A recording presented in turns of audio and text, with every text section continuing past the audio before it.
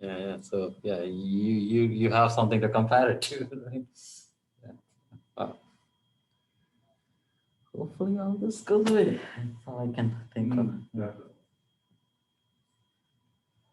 And somebody was asking, our HR director was asking me yesterday, where do people stand on wanting to get things back to normal? I said, oh, people are ready to Surely already, yeah, but I think I think at this stage some guideline should be provided. Maybe even if it is futuristic, instead of just being quiet and no, don't do it. I think maybe it will help if they have something to expect. But probably, yeah, as a policy, they need to worry about too many things.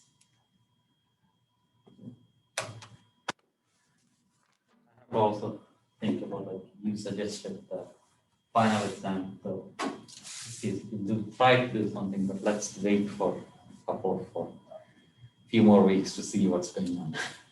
I told the college president that I asked him what it would take for me to get a license to put a bar in my office so that we all have a place to go. Uh-huh. He said, if I need to, I can get a religious exemption from any of the laws. But that's not what you intend, right? You want it more. That's very, it's very hard. I mean, I know universities back in the East, I mean, the East Coast, where you have bars inside the campus. But surely, I don't think Illinois allows it, right? They turn a blind eye, so they can serve at different functions. I see. They will have an open cash bar, but they don't advertise it. They still have their rules in place. I see. Okay. Yeah, actually, after you say this, I remember once there was this faculty gathering at this lake, and there was this cash bar. Yeah. Okay. Because I've seen it at Illinois State, Edwardsville, U of I.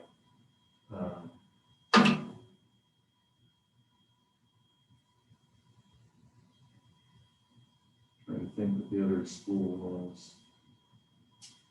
I know those universities. Oh, Western. Okay. But yeah, you can always walk to the bar. And back in Oklahoma University, it was very nice. The bar was called library. So we used to just say, let's go to the library. And I think that one of my former professors went to Oklahoma. Huh. For some reason, it is in my head. I was talking, one of my undergraduate advisor, I emailed him and asked if he had a revision because he had a physics book that he was writing for the senior level. Uh-huh. And he said, all former students can have any revision updates. Well, I looked at my copy, it was 2000. So I knew that he retired and may have had actually the time to revise it. And we kind of chatted back and forth via email. But for some reason, he reminded me of one of the professors that I'm pretty sure he came from Oklahoma. We were talking about some of the ones who were, I guess, one of my favorite professors from that time passed away last year, and I heard nothing about it. He's still listed as emeritus on the webpage. Do you know his name? The one, Lawrence McEnany was the one who he retired. He retired probably 30 years ago. Okay.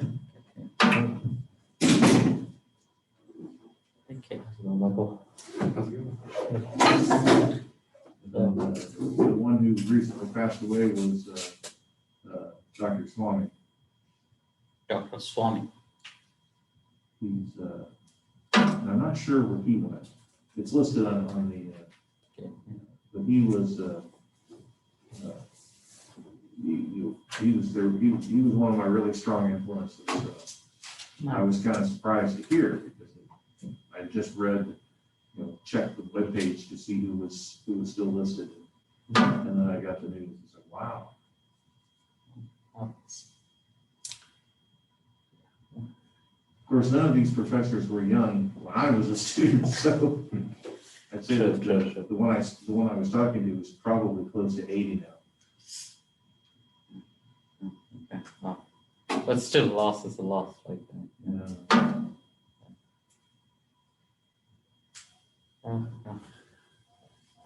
Okay.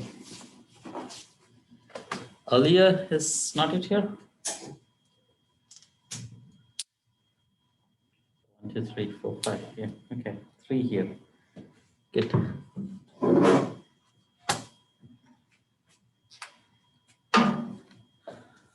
Oh, it's dripping there too. Yeah. So this is almost once in 5 seconds or so, right? Once in 5 seconds. In the morning, it was once in 3 or 4 seconds.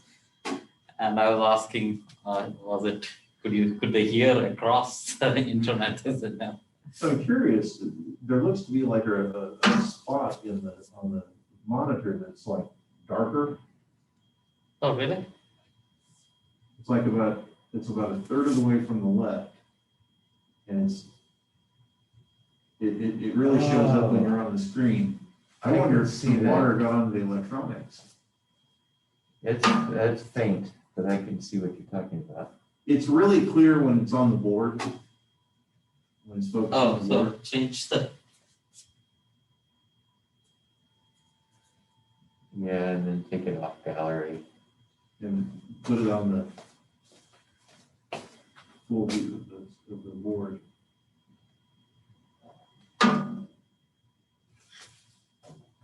Well, it's kind of up where Jordan is, right? Yeah. Just move this out at all completely. Yes. Oh, that thing you can see. Oh, yeah. Huh. Yeah, because that wasn't there before. That is right, actually. Significant. Yeah, it's really. It wasn't there before. I've never noticed that dark spot before. I've not noticed it either, but it's not that noticeable. I can see how I could have missed it. But yeah, I wouldn't be surprised. But All of these electronics are vulnerable, I guess. Sure. Now how do you get it back? Let us zoom. Come on. Here.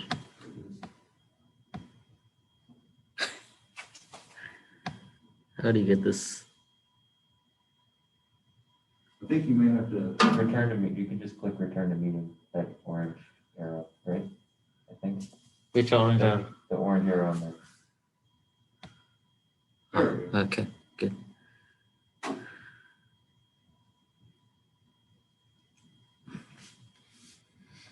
Okay. Actually, there is this lab here right across from your room. They keep chemicals and water falling in. That's a hazard. And not much you can do. Like it's just so move it around in the corner. Happens, yeah. Okay. So we have.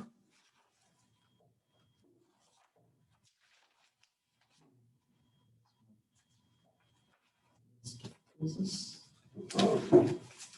too many grading to finish.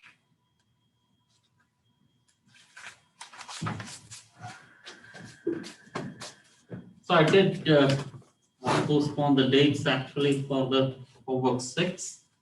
Now it's all the way to how much? Oh. This Tuesday. I made it all the way to Thursday because I don't plan to put any homework. Because anyway, you all will postpone it and then I have to change it. 25? Yeah. I don't know, it was 26.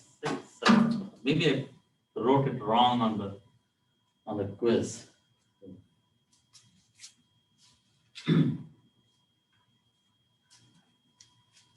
I write March 25 for this also. But if you carefully read it, it says not due. commented. Okay. But there is no box there, I suppose. Did I make a box for all that side? I don't think so.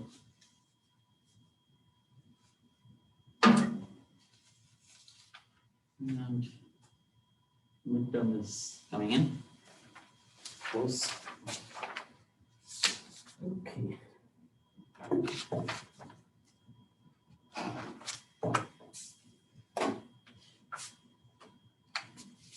Any comments or questions of what's going on in general, of what we are doing, or even if what we are not doing? Okay, so we are doing. Did someone want to say? One of the observations was that Yeah. some of the results for the adding together the superluminal speeds, Yeah. I did not expect. Yeah, especially I think, at least for me, what was surprising was two superluminal ones actually is a Subliminal. subliminal. Yeah, that's interesting. Right. Yeah. Very. It's also interesting that you can make your sum speed go to infinity.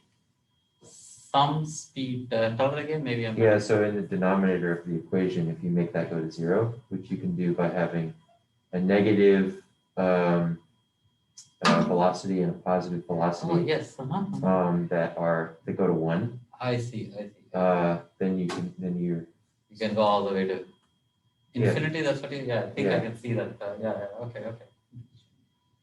Yeah, and algebraically it is much harder to see, right? I mean, you wouldn't even play around with it. So this just makes it so easy to do this. Yeah. So write a one-line comment. Right? Does it have a comment there in that blog?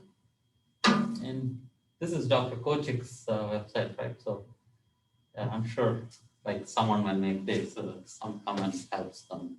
It's kind of a small tiny reward, cookie reward, kind of. Right? So, yeah, feel free to comment on it. But he just, as far as I know, I think he works with Ford circles. Are you guys aware of Ford circles? Roughly? just from attending the talks. Yeah, that's all. I mean, so it's every one of you knows it. Ford circles, should I say it? Go ahead. Okay. So yeah, this is not off topic completely. So here is how you make a fractal configuration. So you start with a circle, right? So this is of radius 1. Let's say so that's right. So this is 0, and its center is 0, 1. Make another circle of same radius. So this will be what? So this is, and if this is 1, that's what? What did I do? I want this to be 1. So that's 1. So this is half, right? Yeah. So this is half. So this is 1, 1. Or 1, half, right? Okay. Now, it can be shown that now if you look for a circle that is tangent to both these circles and tangent to the horizontal line, there is a unique circle, and its position would be, it's kind of nice way of getting this. So this is 0. Write this as 0 over 1. This is 1 over 1. Correct? The position of this center of the circle will be 0 plus 1 over 1 plus 1. See what I'm doing? 0 plus 1 and 1 plus 1. So that's 1 over 2, right? So that's 1 over 2. Okay. And its height also has a formula. Let me not go there. Right. Next, keep doing this. This one will be 1 plus 1, 2. Right. So this will be 2 over 3. So I did 1 plus 1, 2 plus 1, right? It's clear now. Getting this, do this here. So this is 1 over 3. keep doing this. This will be 3/4. I can do this here, here, here. I can keep going forever. And that series of circles is called Ford circles. Now, this seems like just a simple construction, but it gets interesting when you realize that for every rational number you can think of here, that is a unique circle. That is a unique circle for every rational number here. And this is called, I mean, generally, so notice that this is also a circle in principle of infinite radius. If you fold this to a circle of finite radius, then that's called an Apollonian gasket. I think Apollonian window or gasket, I think. And that's what Europe works on. He's sort of a world expert in this area. Like there's a lot of things he has discovered. And he was working with this, and that is how he embarked on special relativity. He was playing around with circles, and he noticed that, oh, okay, there is a structure that comes out which is very Minkowskian, x squared minus t squared. He said, oh, that's interesting. So he played around with it, and he constructed a velocity addition formula. Not at all trivial when you think of you're playing with circles and then you're doing something on relativity. Very non-trivial, but it's kind of nice, cool result. Cute result. Yeah, so that's what you guys used. And Christian Rose, he's an undergraduate student here in our department. So with him, me, coaching, and Christian, basically what we did is we did electromagnetic scattering. So we were to study scattering problems here in this semester. So bring in a monochromatic wave, how does it scatter? In some simple form, you can actually do that for this. So each tiny element you can do. The interesting part here is that for this, you can now talk about perimeter, right? By perimeter, I mean get the length of this circle, get the length of this circle, keep doing that. Keep adding the whole perimeter of this circle and ask what that is. And you can also talk about area of four circles, right? Basically get each area. And area has this nice feature that this is equal to, this is Riemann zeta function. Riemann zeta function, is it familiar? Right, it has to do with the prime number theorem. There is a lot of interest in mathematical function. Look it up. And it's exactly zeta of 3 over zeta of 4. So this is finite. But perimeter comes out to be zeta of 1 over zeta of 2, which is infinite. So think of a geometry which has infinite perimeter, but a finite area. Can you imagine that? Can you say that again? Think of a closed geometry, like this is, of course, one inside of the other, but let's say, suppose I were to think of, so this is a surface, right, shape. Give me an example of a shape which has infinite perimeter, but finite area. That's a very classic signature of a fractal. Think of a island, and if you want, like each place, there might be a small protrusion. And it is possible to construct, for example, let me draw, this is a classic, so I think it's called a snowflake fractal. So let's say have a triangle, right?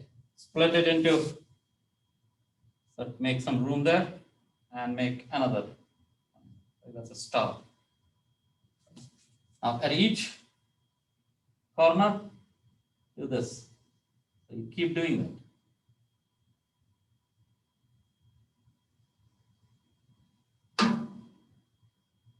Is that clear, the algorithm? You keep doing that, and you can very quickly see that area will be finite because it's bounded, right? At the most, it will be inside a circle. So area has to be finite. But now how this grows, each next quantity, how it grows, that decides whether it's going to be finite or infinite. And it turns out there are lots of geometries we can talk about where it's infinite. So it's very non-trivial when you think about a surface. You say it's infinite perimeter and finite area. So it's possible, very much possible. And if you want to define the dimension of this quantity, it is not at all trivial. But derivation of that is very trivial, almost logically one can conclude in 3 steps, but not trivial. But let me not go in too much there. So I was saying that with an undergraduate student, it was possible to do that. And yeah, why I brought up this area is that there is general statement that if it is a Rayleigh scattering we are talking about, then the scattering depends on the volume of the material. So if you use a fractal, and if it has a finite area but infinite perimeter, so if you make the circles, it will depend on the infinite perimeter, the volume gets converted to perimeter. And if it is area, then it is finite. So if you make disks, remember that all these circles, each one scatters. If you construct these 4 circles using circles, it gives you infinite scattering or infinite light on the other side. But if you fill this up with disks, which you would think should increase the scattering, right? You're putting in more scatterers, but it kind of interferes and gets rid of it, and there is a finite scattering. So that's sort of a small, non-trivial feature in the. But anyway, let's not get there. Okay, so let's go back and construct Newtonian mechanics in the relativistic scenario that we have. And before that, I should point out there is something called proper time, right? So what is proper time or invariant distance? Let's talk about proper time. What is proper time, by the way? From the knowledge that you have from somewhere else, and you have.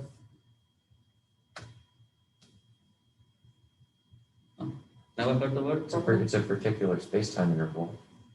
Particular space-time interval, yes. Which one?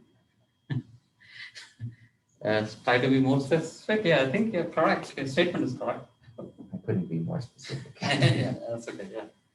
But you do, I think, yeah, this should be told on a more personal level, but I think I should say, whenever you summarize something, you do a good job on it. So well, thank you. Nice. I think it's a skill, I suppose. So, okay. So proper time, let's say you measure, we have shown that let's say minus c square dt square plus dz square. Like you measure 2 events, and then you subtract. If you construct this remains invariant, right? And this is minus c square dt prime plus dz prime square. So that's one frame, that's another frame. Agreed? There is a particular frame, very special frame, in which I can, or first let me write this, that's square, dt prime square, 1 minus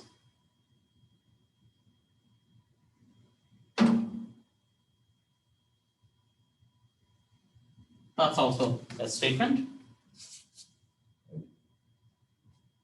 But that gives the idea that if I am in a particular frame where z prime is the position of the particle, a particle, then this is the velocity of a particle. Right?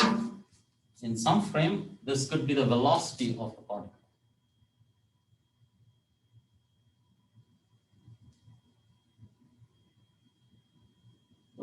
is velocity squared over c squared.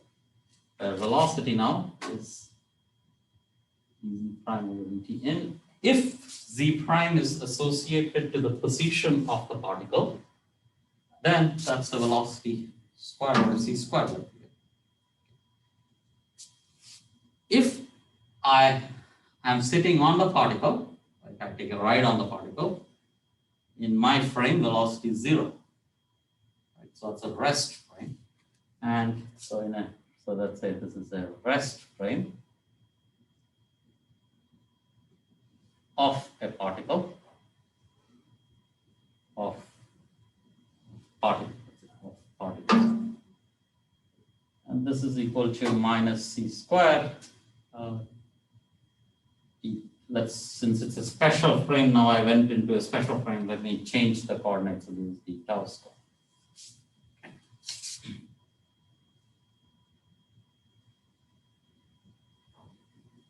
Is that clear, the logic?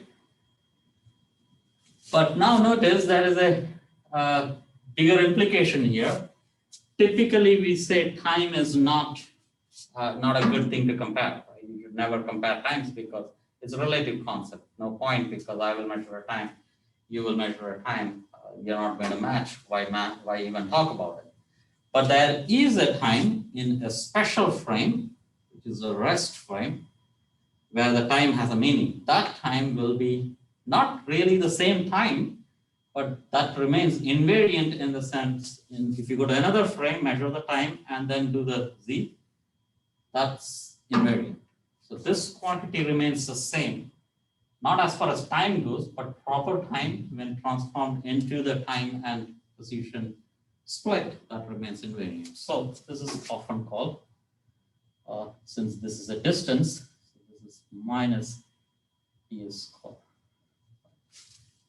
So ds is, so definition, this is a invariant distance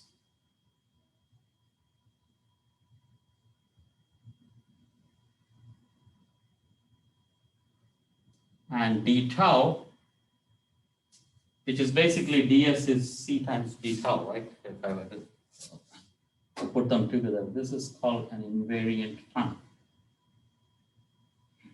A proper time, sorry, not invariant time.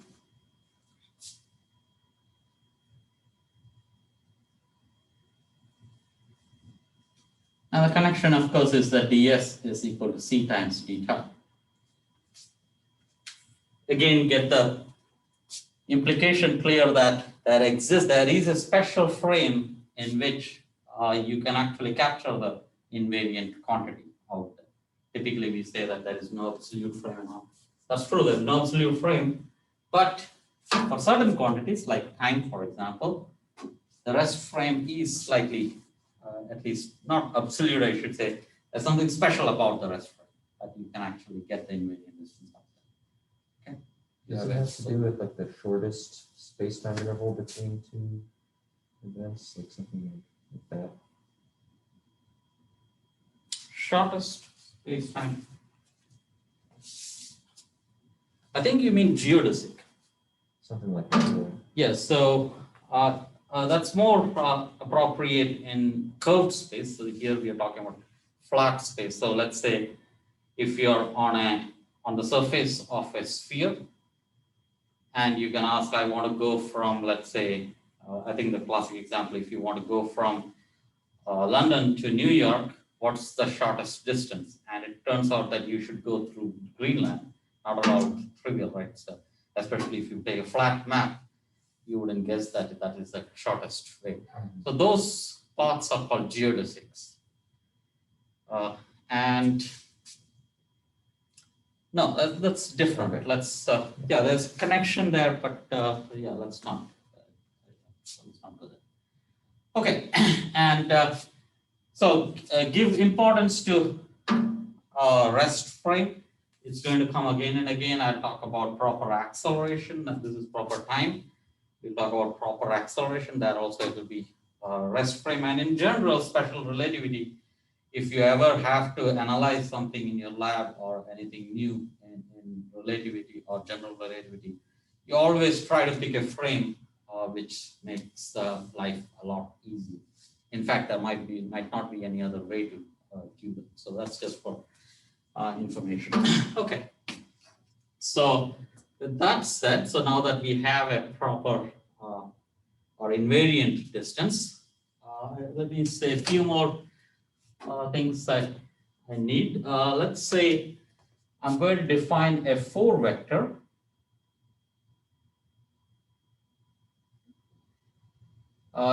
It could be a 4 position vector, it could be any vector, 4 vector, 4 position vector, 4 velocity vector. Let's say this is x mu in our case. And mu runs from 1, 0, 1. So I have 2 indices. This is ijk, these are Latin indices. Whenever, so this is an unsaid rule, we will stick to it as much as possible, unless, but typically it's kind of accepted, at least in the modern textbooks, that ijk will run from 1 to 3. And we have used these indices in vector calculus. But whenever it comes to Greek indices, mu, nu, alpha, beta, and so on, they will run from either you say 1, 2, 3, 4, fourth one is the space time index, or we will use 0, 1, 2, 3. So x mu has 4 pieces to it. So there is a, now I should have my dimensions correct. So I will have CT, and this is x. So what this means is that this is x0, x1, x2, x3.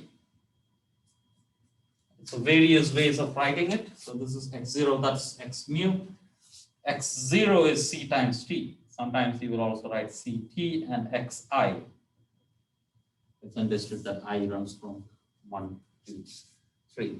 I will mostly use this piece.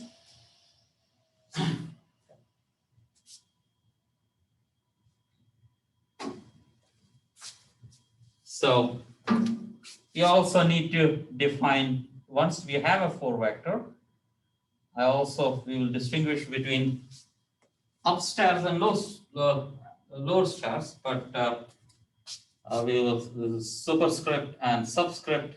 This will be called a contravariant vector. So this is contravariant vector.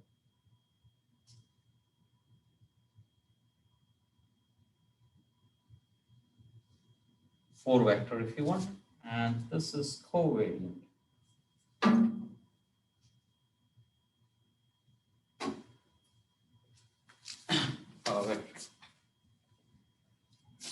So what is x for position vector in the covariant space? You flip the time component and keep everything else the same. Okay, that's going to be our prescription. Okay.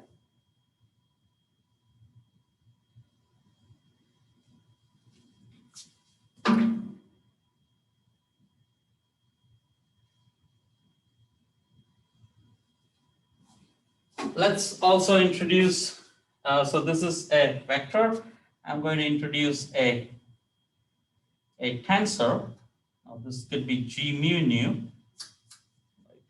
So I'd say this is an identity. By now we know how to imagine a tensor, right? It has typically 3-dimensional space. It has 9 components, but now we are in 4 dimensions, like time and space. So it will have 16 components, and out of this, only the 0, 0 component is important. So this is a -1, 0, 0, 0, +1, 0, 0. So that's going to be our definition of G mu nu. In fact, if you were to do both downstairs, that's also the same.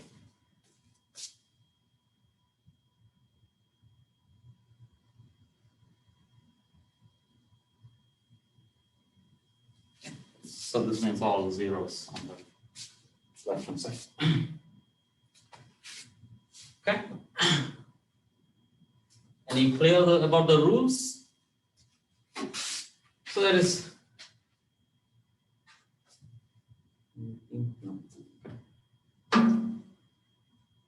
Jordan, you want to say something, or are you trying to say something? No. Okay. I have a question. So even if they look the same, is it proper or improper to like replace one with the other? Which one with the other? Oh, you mean Right. this? No, they are different. You cannot Yeah, okay. do that. Okay. These are upstairs, that's downstairs, that's different spaces. So let me, I'll give some examples, hopefully that will be clear. Yep. So, Okay. Yep. yeah, so let's, so there is one rule here we can construct. I might want to go from contravariant to covariant form. And here is a rule that you can use. G x mu is equal to, or let me actually not say it this way. So let me construct the quantity G mu nu x nu. Oh, maybe I should before that, sorry. Give me. Okay, before that I should do, first let's do what is x mu.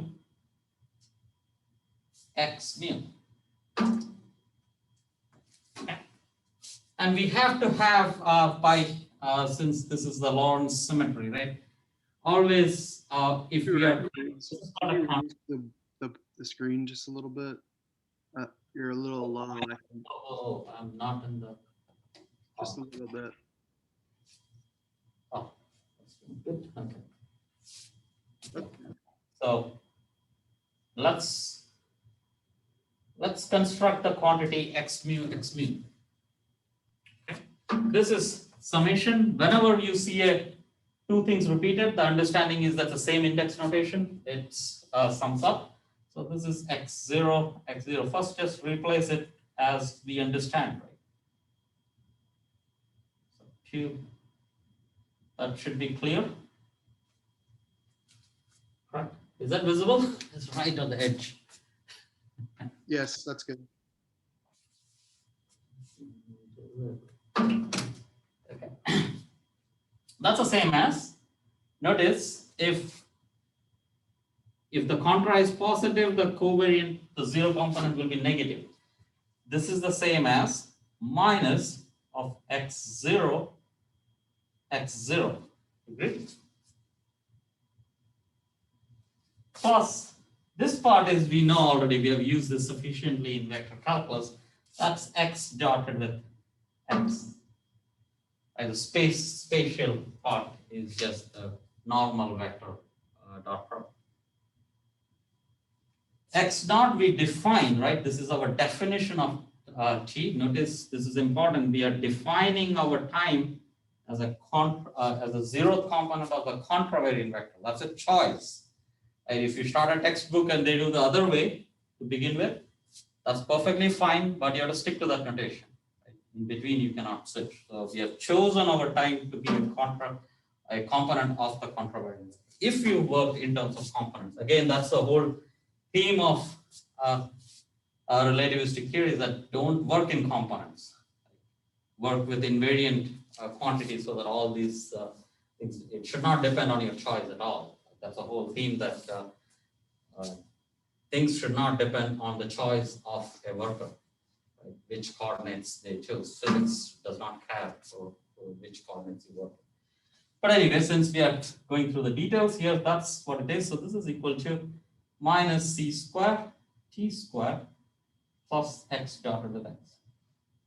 So this structure has this feature. So this is the Lorentz invariant structure that is coming up. Always that comes up. this is a position vector. I could be working with any vector for that matter. So let's say a mu is equal to a0 times vector A. This is some arbitrary vector. I don't even tell you which physical quantity this is. That's a 4 vector now. And a mu will be equal to, I don't go through these steps, I just say this is a0 square.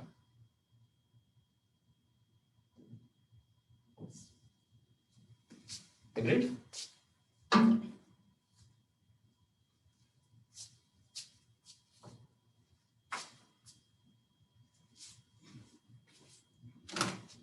So we'll soon start getting free with this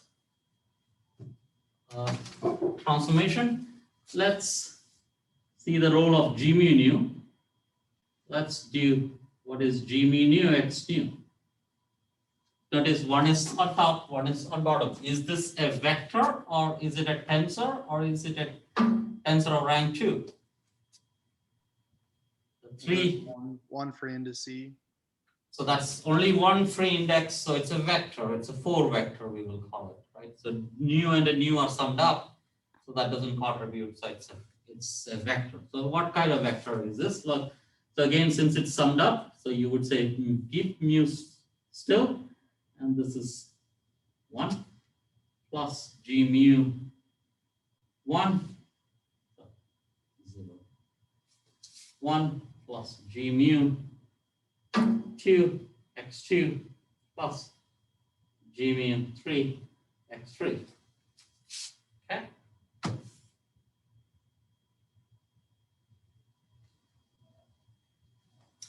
If I choose one of the indices of G to be 0, only when mu is equal to 0 that's going to survive. Rest everything on 0 because it's a diagonal matrix. So this tells me that G 0 nu x nu, when I set mu equal to 0, this one contributes G 0 0 x 0. But 0, 1 is 0, 0, 2 is 0, 0, 3 is 0. But if I set mu equal to 1, so this is, now I'm choosing a component of this quantity. And what is G 0, 0? That's G 0, 0, go back and look at that, so that's minus of x 0. Just going back, but once we will do this, and then we will realize that, oh, there's a pattern. Let's do mu equal to 1. This is G1 nu, x nu. That's G1, oh, this, yeah, G1. So since it is 1, only this one contributes. So it's G11 x1. That's equal to G11 is positive, that's plus x1. And you can show that in general, it is good to say this is I, right? By I mean mu is taking only 1, 2, 3 values. Right? Remember Latin variables. X nu is equal to G I j basically, xj. And that's equal to Gij is nothing but an identity matrix. That's x. What happened? Yeah, let me just write this as Gij.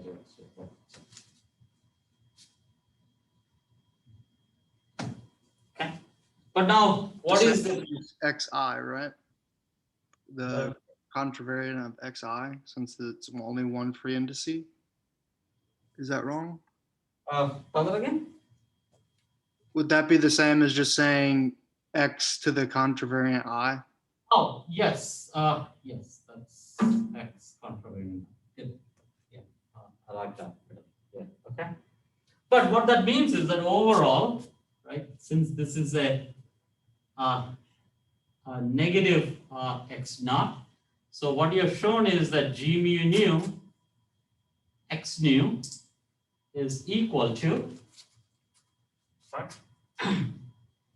And also maybe I should say this is plus x naught, right? Is actually x mu. Is that convincing enough? Did I elaborate enough?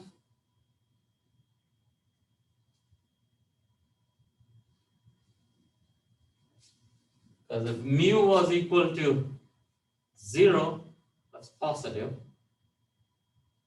And if it was 1, 2, 3, it's the same. Is that convincing enough? Okay. Similarly, you can show that G, I can start with the bottom, x nu is equal to x mu. Is that clear what's going on? Like these are the manipulations, very basic manipulations, but if you stumble, then everything gets off. So feel free to ask me if there is any issues. That is a nice way of checking, like when we are doing chemistry, we do this balancing of equations, right? If there are 2 molecules of oxygen on one side, there should be overall 2 molecules of oxygen, or molecules, atoms of oxygen on the right side, right? And so there's this balancing you can do. Similarly, the indices, if there is one free index on the left, there has to be one free index on the right. If that doesn't match, right away that equation is wrong. Most of the time it is typographic errors, but if it's a complicated expression, then it might mean that you have made some small algebra error or something. So if there is one mu there, one mu here, one mu here, and it should balance in each term. Like it's like dimensional analysis. Okay. There's one more thing I can say here, and that is that what about G mu nu, G, let's say G mu alpha, let's say, and G alpha nu. Okay. What is that equal to?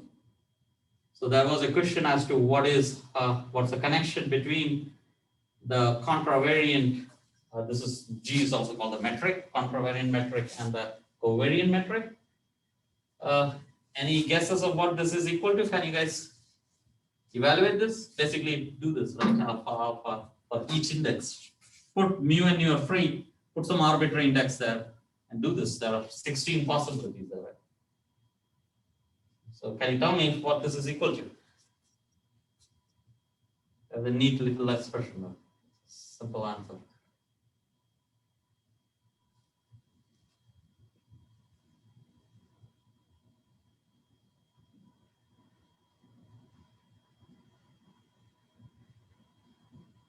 Well, you could have a mu and a nu left. So you would have So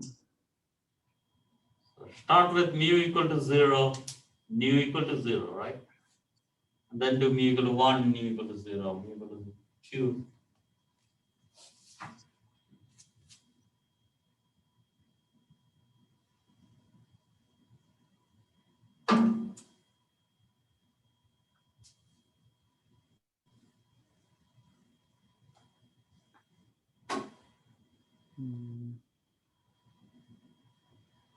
Any insights?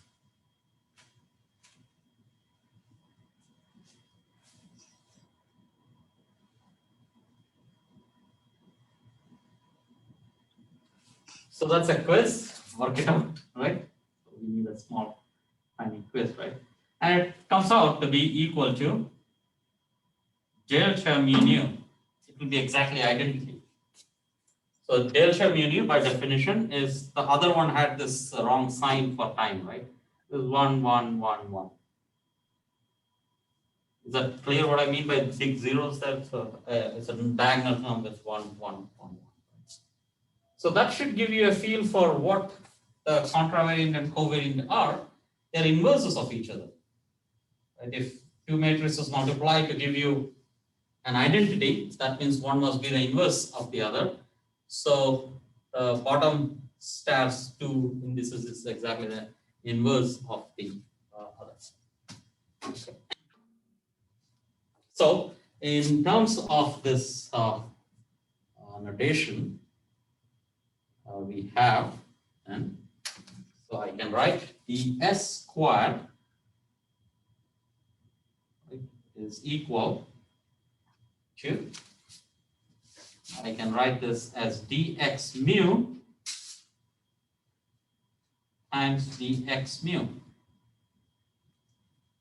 Right, that's your proper distance. Is that clear? 0, 0, 1, 1, 2, 2, and the 0, 0 has a negative sign associated with that. But I can also write dx mu in terms of the metric. So you will say this is mu nu times dx nu.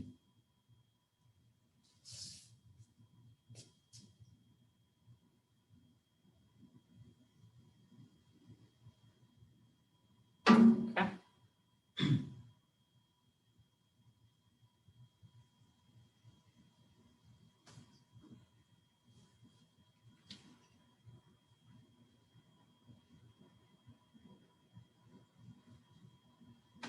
Clear? And if you want to see this as a matrix multiplication, this is basically just, so if you want C times dt, dx1, dx2, dx3 times -1 plus 1 plus 1 plus 1. And then there is C dt, dx1, dx2, dx3. So you can use the metric for both partial and full derivatives. I guess it doesn't matter. Like if you, Where did I use the full derivative? I'm just saying like dx contravariant mu and dx covariant mu. Like if that d is like a full. Yeah, I mean, whenever we write this dx, it's understood, okay. Since it's a single variable here, there's no partial quantity. It's only change. This is a change in x. Correct. Now, what happens is that if you were to construct a function out of this, so let's say there is an f of xy, right? And then I can talk about what is df over, let's say, dt, or I can talk about, let's say df over dx, or I can talk about df over dx. Is that your question?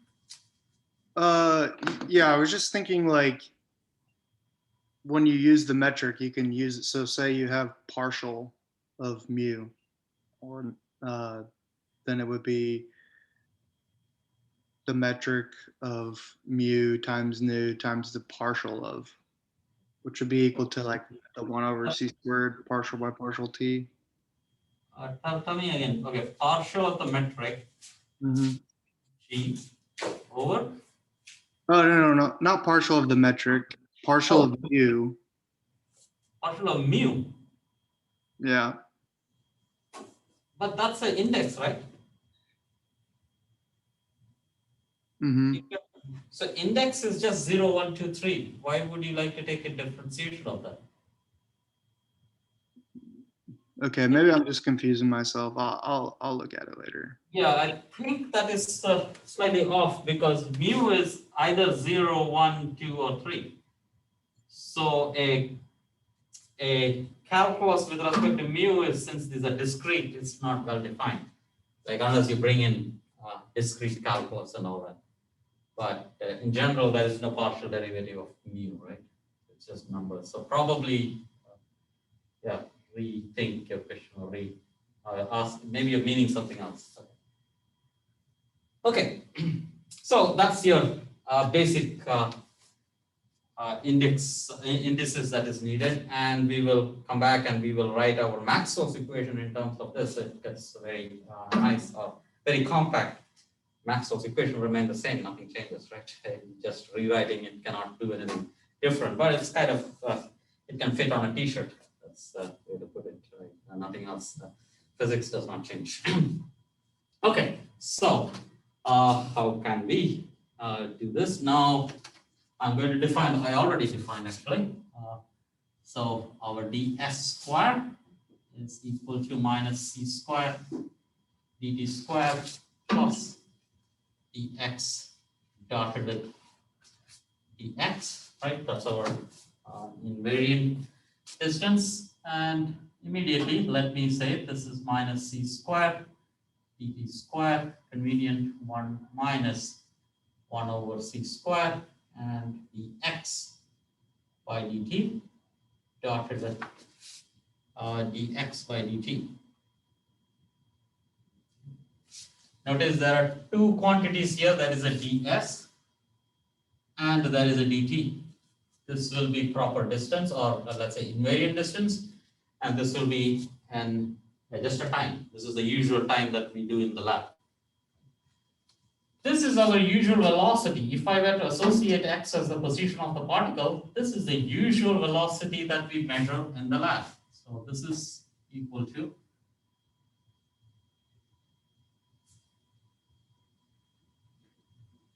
v dotted with v over c square. That is, I repeat that this is the standard velocity of a particle. In relativity, that remains the same. Velocity is velocity.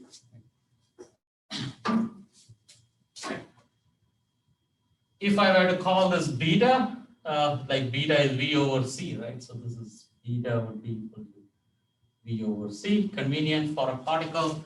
So this is the same as minus ds square is equal to minus c square dt square over gamma square, right?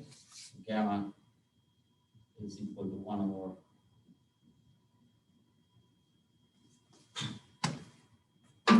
So I have a connection between ds and dt, and that's that ds times gamma is equal to dt, which is the statement of time dilation. If you want, if I'm at rest, so this is the rest frame, and this any other frame it dilates if you want to interpret it like that. But for us, this is an invariant distance. This is a time in any frame, not necessarily rest frame, and that's it done. So clear?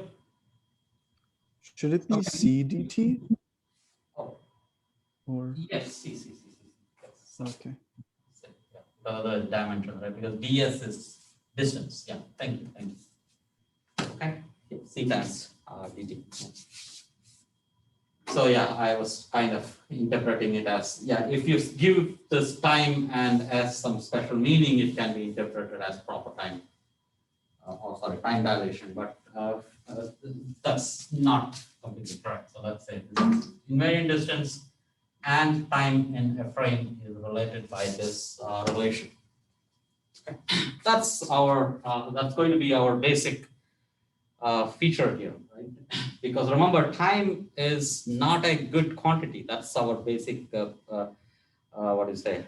That's a crux of our difference in approach in Newtonian and Einsteinian physics. Okay.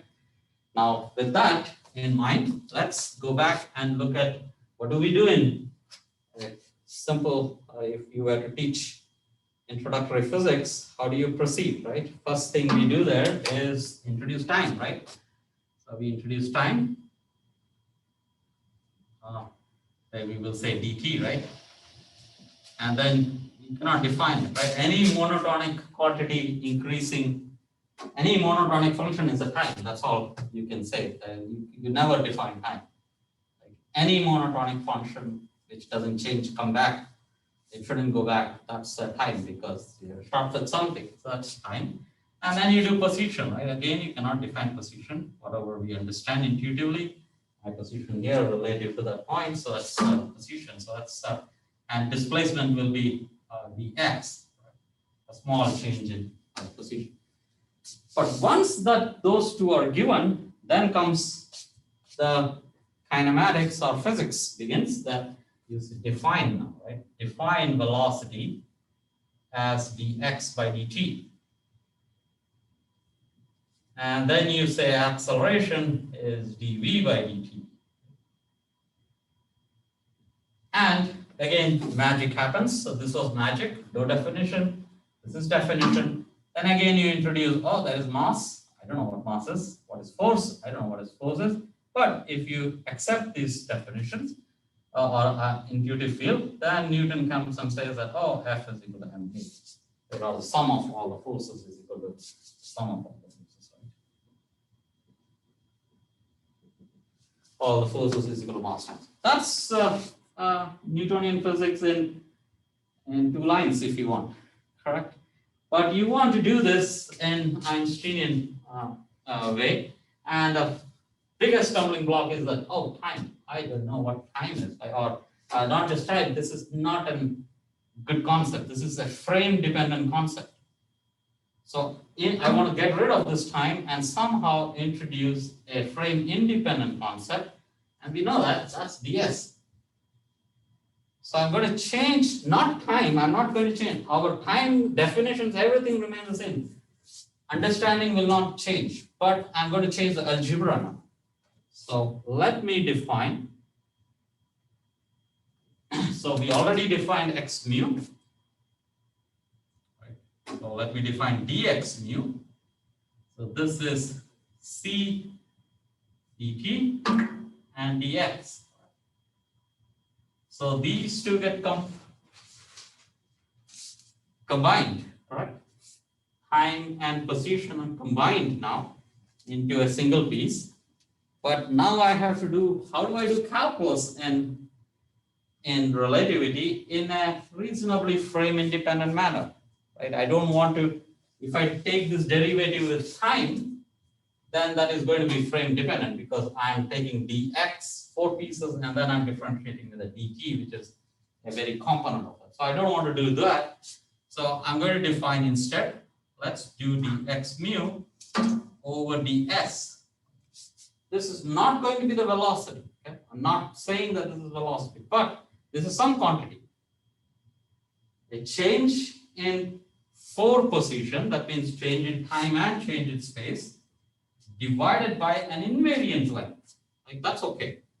Like I'm not changing its preference. So any frame, this will still have meaning if I were to contract this. Right? So what is this?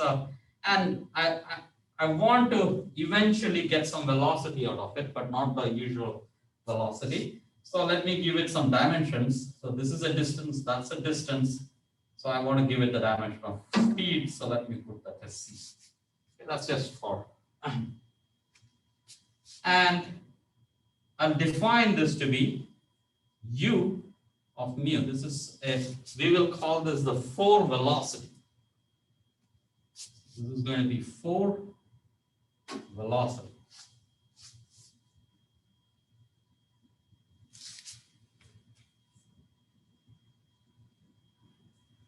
What is that equal to?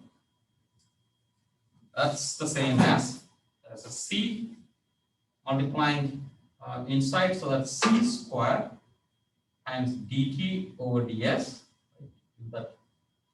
and dx over ds. Not the time, but now it's differentiated with ds. If you don't like, oh, I'm differentiating with s, the best way to look at this is limit of delta x over delta s. Take 2 coordinates to the difference, and then take the limit delta s tends to 0. That's how you always want to see calculus, right? When you think of x as a function of s and take a derivative of that, that's okay algebraic, but this is more geometric. Change in position divided by an invariant distance, right? Not divided by the time, usual time instead. If you want the proper time, that's what. So I want to do this differentiation. So I use chain rule now. So I know dt over ds, right? because there was this gamma ds is equal to c dt. So I say this is c times dt is gamma ds, right? Oh, dt over ds, no, yeah, c dt over ds is gamma. So this is c times gamma. This one is I do a chain rule, dt over ds, dx over dt.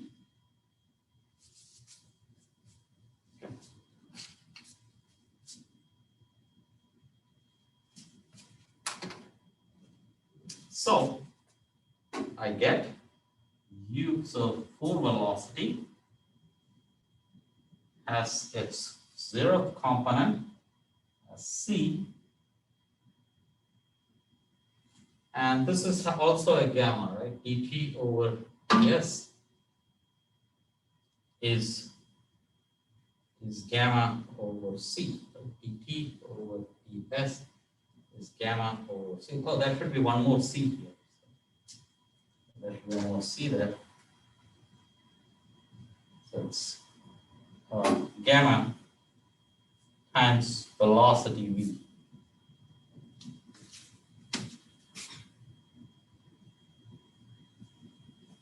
So why do we do all this?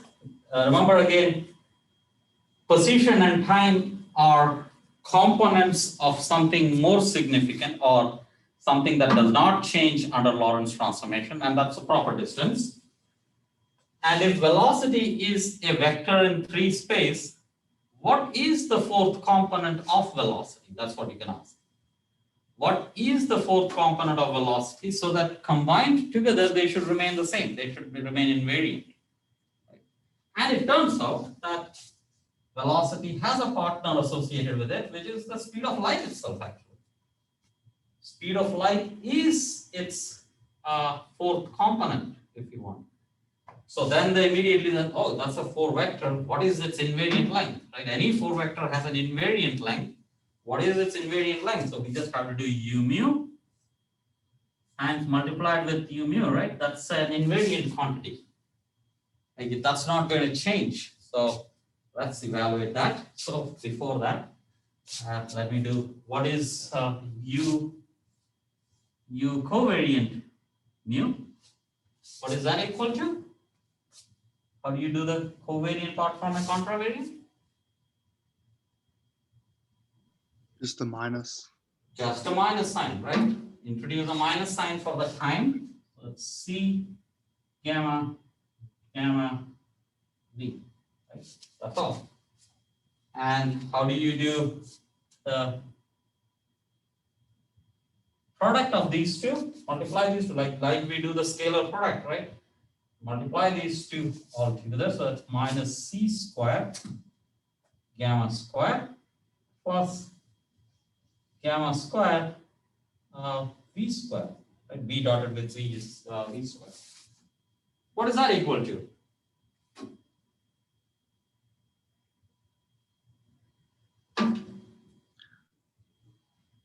I want to say 1, but Dimensionally not okay, right? Yeah. Be more careful. Yeah, you're thinking correct, but just be more careful. C squared? Yeah, what did someone said? Yeah. Jordan, tell it again. Luke said something. Oh, yeah, C squared? yeah. Or try again. Minus C squared? Minus c square, right? So this is minus c square. Take gamma square also out. So that's 1 minus b square over c square. Right? And that will always come. Oh, sorry, gamma square. This structure will always keep coming, and you should be able to identify immediately. Oh, whenever gamma square comes in, velocity square comes in, they come together. 1 minus beta square is the same as 1 over gamma square. That's minus c square. Okay. So velocity, you don't want to talk in terms of velocity. If you want to compare two velocities, don't compare velocities. That's speed of light. Just say that go and measure speed of light. If you were to split it into the time piece and the spatial piece, velocity is just the just the space is of an invariant structure, which is the speed of light. Non-trivial, right? We don't think it like that way, but that's what mathematics is saying. The three component of the fourth component of distance is actually speed of light. What does the negative sign mean? Why is it negative?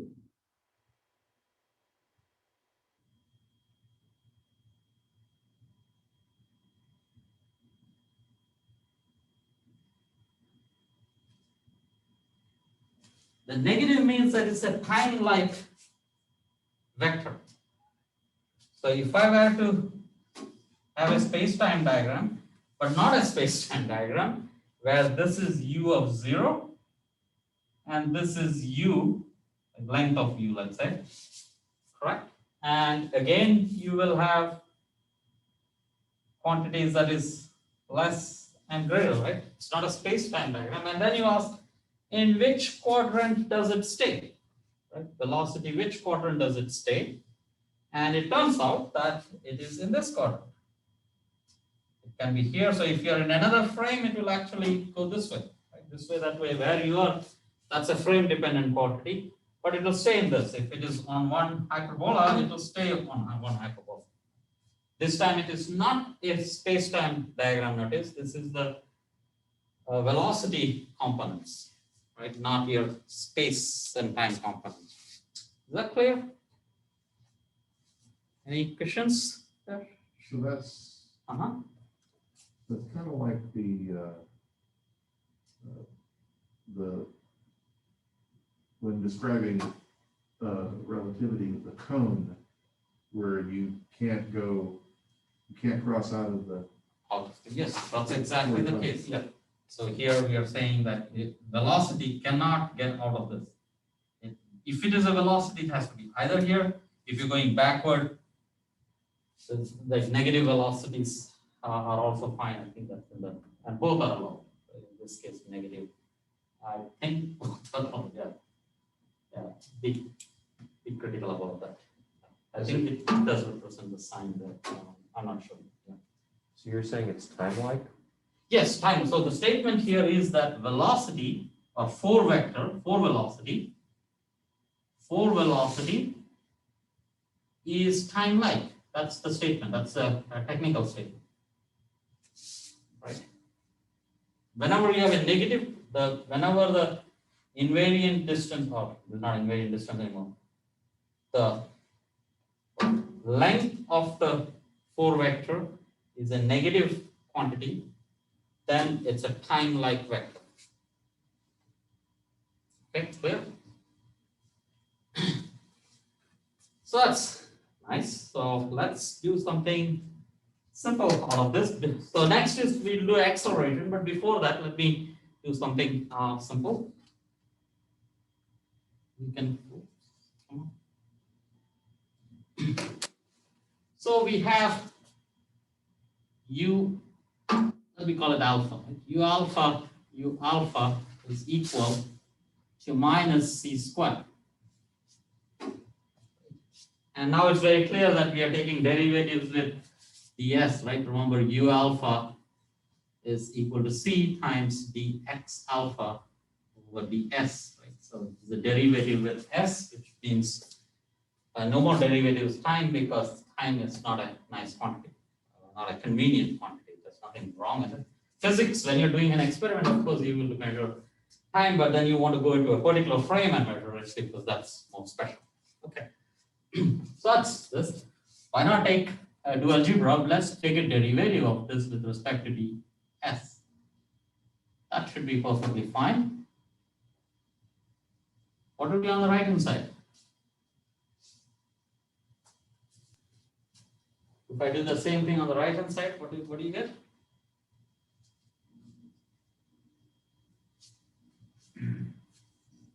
C is a constant, like universal constant. I don't think it depends on anything. We don't know that C depends on anything. As of today, it's a perfect universal constant. If we find any dependence in it, that will be huge discovery. For now, it is dependent on nothing, so basically it's zero. Isn't that second UV downstairs? Oh, yes. introduced at the beginning. Thank you very much. Okay. So whenever we are doing derivative, we just take distributed, right? This is du alpha over ds times u alpha plus u alpha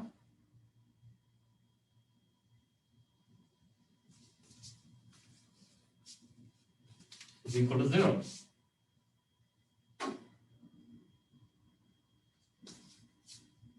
That's a new quantity now, derivative of 4 vector with respect to s. That will be 4 acceleration. We'll define a 4 acceleration now. Nothing to do with our normal acceleration that we measure in the lab. But of course, no, I shouldn't say nothing to do, but it's not the 4 acceleration that, the acceleration that we measure in the lab. But it is, of course, very closely related. It's a relativistic generalization of that. But you'll see what that is. But acceleration, A alpha, would be du alpha over ds. But then notice, as usual, this is distance, right?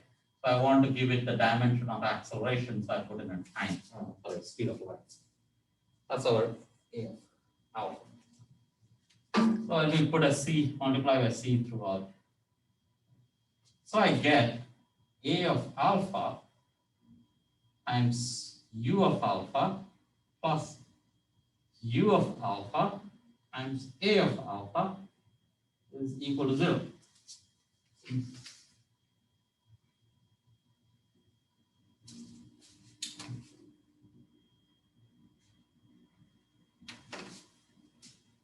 Okay.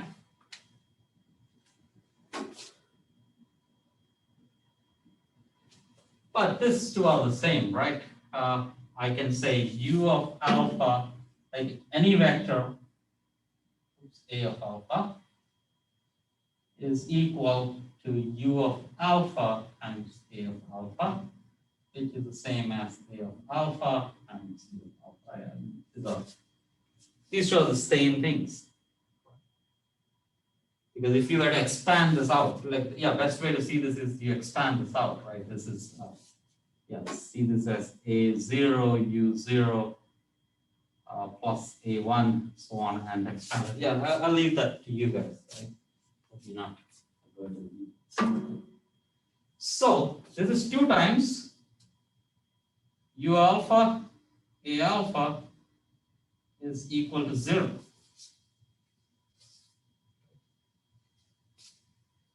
So 2 doesn't come in, but you can do it.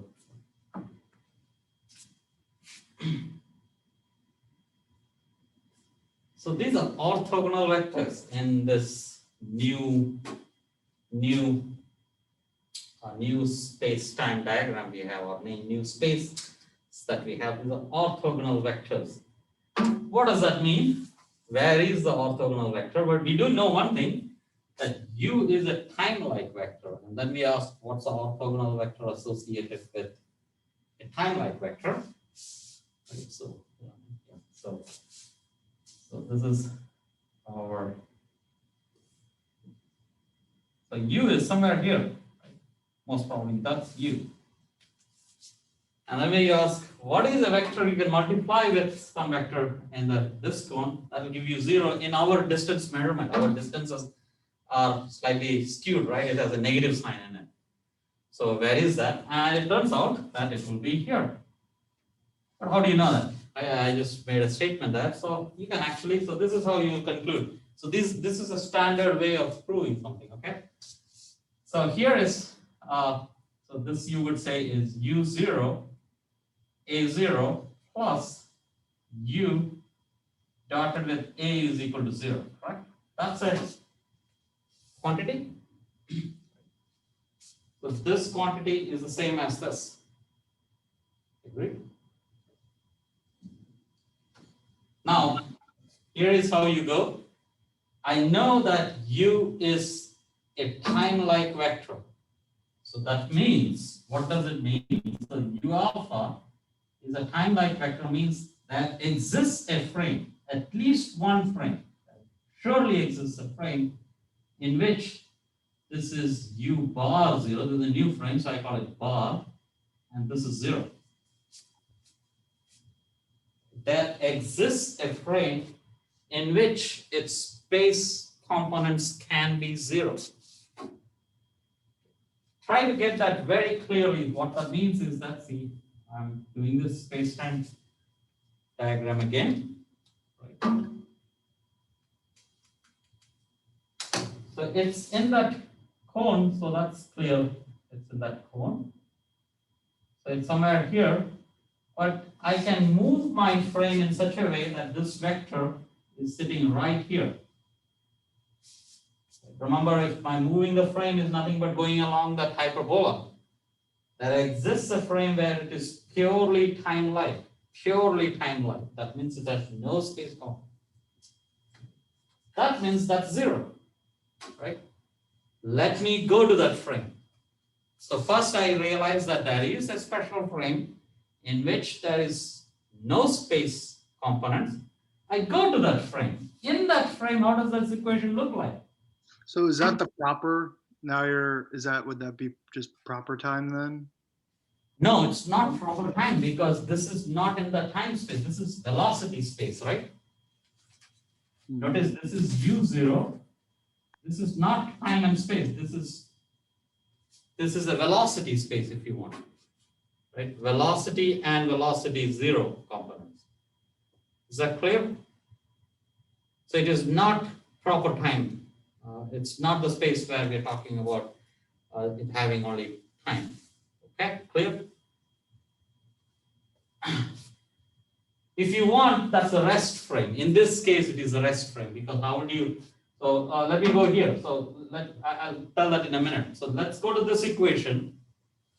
This equation can be measured in any frame, right? It just changes primes, right? I'll make it prime and that's a new frame. But let me go to the frame where this is zero, which is the rest frame, which turns out to be the rest frame. So go to the rest frame. So go to rest frame. And why can I go to the rest frame? Because velocity is a time-like vector. There exists a rest frame where space part of velocity is going to be zero. So this proof doesn't go for any velocity alone. This is true for any vector. If you want to find an orthogonal vector to another vector, go to a frame in which it has only zero component. That means u bar zero. This is a new frame. A bar zero is equal to zero. Agreed?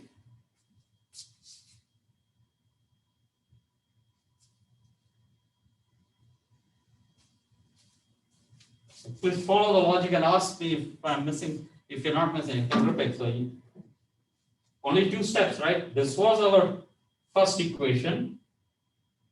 U is a time-like vector which allows me to go to a frame which has only zero component. So immediately I come here. If you have this to be zero, this implies that a bar zero is equal to zero because u bar zero is not zero because then the vector is zero vector. That's too trivial. So a of zero has to be zero. There are only two possibilities, either this is zero or that is zero. So a bar zero is zero. Okay. So we have a vector whose zeroth component is zero, right? So this is a vector a bar mu if you want. This is zero, and this will hopefully have three components there, right? That's a space-like vector. So you have proved that if you have a time-like vector, an orthogonal vector associated with the time-like vector has to be space-like. And in this case, we have proved that acceleration is space-like. If velocity is time-like, acceleration has to be space-like. Okay, what are the consequences of that? We'll do that next time. Okay, so acceleration A alpha is space-like.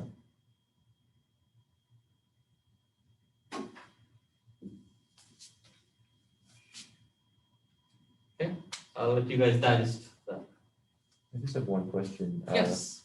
Where you have u bar zero and a bar, they're both contravariant. In the step above that, we had a. Yeah. Sorry. Yeah, that's good. But can you also then say like Yeah, this is in that covariance space. Yeah. Because it's only plus or minus, right? I can put a minus sign in there and doesn't matter. So my conclusions didn't change because of that. yeah. So if you want this is 0, the bar is only by minus sign itself, right? And if it is equal to 0, it doesn't. Yeah, it wasn't being sloppy, but the conclusions didn't change.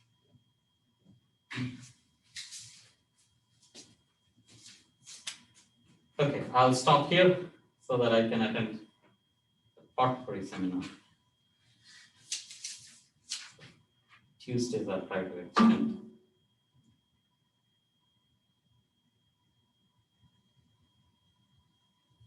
Yeah, think about this, but these arguments are very powerful. Notice just 3 steps, and it's very powerful argument, and it's very common in relativity, these arguments.